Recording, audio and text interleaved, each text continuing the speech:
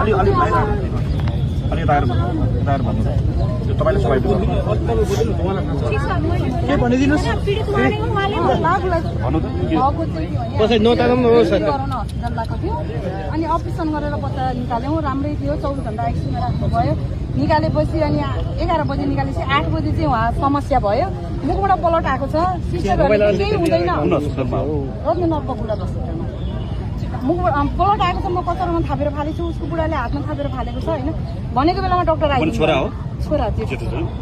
भनेको बेलामा डाक्टर आधी घण्टा पनि बढी पछि आइदिनु भयो क्या बोलाउनु बित्तिकै डाक्टर आइदिनु भएन सिस्टरहरूले के भन्नुभयो मुखबाट ब्लड आएको छ पाइप घुसारेर आएको ब्लड हो आत्तिनु पर्दैन भनेर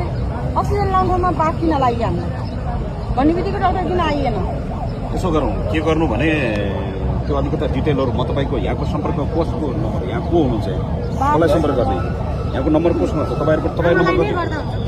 कति हो मेरो 98 11 23 92 48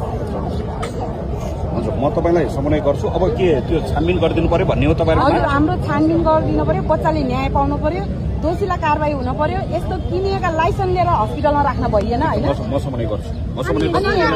सरकारले सुनाइ हुनु पर्यो बाबुको अनसन तोड्न पर्यो किनभने हाम्रो बच्चाले म समन्वय गरिदिन्छु किन बच्चा ज्वरो आछ हामीले मात्रै बालकान्ति उसलाई पनि गराउनुहोस् उपचार पनि गराउनुहोस् अब यसलाई यो यसरी उसमा पहिला यो गरौँ त्यसपछि प्रश्न गरौँ यसलाई के गर्नु भने अहिले बच्चालाई चाहिँ यसरी सडकमा नराख्नु त्यहाँ समन्वय गर्ने कुरा त्यो भन्ने कुरा तपाईँले भनेको उठाएको मागलाई सम्बोधन गर्ने कुरा छलफल गराउने कुरा त्यो छानबिन गर्ने कुरा चाहिँ म समन्वय गर्छु यसले बच्चालाई चाहिँ धोका नदिनुहोस् अनि अहिले यो बच्चाले बाबा छोड्दैन बाबा जति रोडमा बस्छ म बस्छु यो राति पनि यहीँ बस्नुहुन्छ अनि राति पनि यहीँ बसेको बाबु मान्दैन अब मलाई पनि हुन्छ त म समन्वय गर्छु मैले भर्खर थाहा पाएर आएँ मैले भर्खर थाहा पाएँ मेरो नम्बर छ 24 दिन भयो हजुरले भर्खर थाहा पाउनु भयो यतिका मिडिया कर्मीज्यूहरू आउनुहुन्छ आएको चाहिँ के हो अलि अलि अलि दायर भन्नु त्यो तपाईँले सबै